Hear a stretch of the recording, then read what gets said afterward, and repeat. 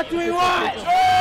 When do we want it? Now! What do we want? Choice! When do we want it? Now! What do we want? Choice! There is a group called the Genocide Awareness Project who tours around the country with large banners with photographs of outdated abortions, with photographs of botched abortions, comparing them to genocides like the Holocaust, like people being lynched in Jim Crow South, and the comparisons are abominable. They are disgusting and shouldn't be tolerated. This group is lying to you.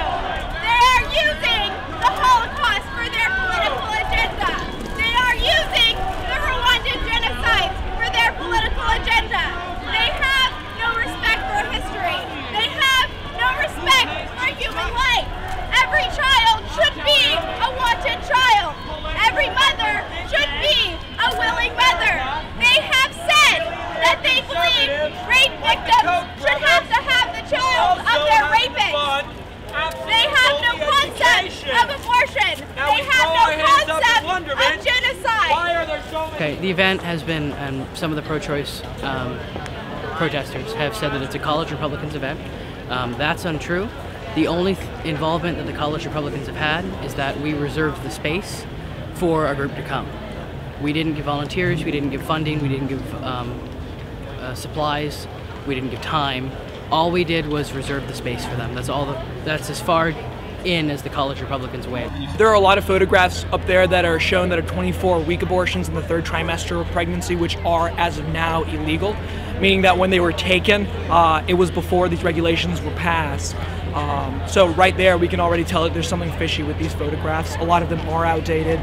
There are tons of reports going around as to how a lot of these pictures are being used out of context, are illegal abortions done in backroom clinics. So they're basically misleading us. The only thing I wanted to say is, if you don't think that those are real images and they're doctored and they're placed in front of and whatever, what do you think an abortion actually looks like? Like, what do you think an aborted fetus actually looks like besides that? That's the difference. You don't care and I do. Argue it's not tasteful, but that's the point. Social reform in the past has happened because of distasteful pictures. Civil rights reform started in part because of the pictures of Emmett Till, who was beaten to death in the South for whistling at a white woman, supposedly. And pictures of his body showed much of the United States what was happening to these people. So that helped spark the civil rights movement. Child labor laws were put into place because people finally saw pictures of children mistreated in factories and mines. So although the pictures are graphic, and we will admit that, graphic pictures have been the center of social reform in the past, and that's exactly what we're trying to get at here. I see a lot of different perspectives culminating to this quagmire that we see behind us. Now everyone has the right to be pro-choice or pro-life and to express themselves in that sense. Now there is a line that you cross when you start bringing in photographs of the genocide suffered by people during World War II, and when you start disrespecting people's ancestry in that sense.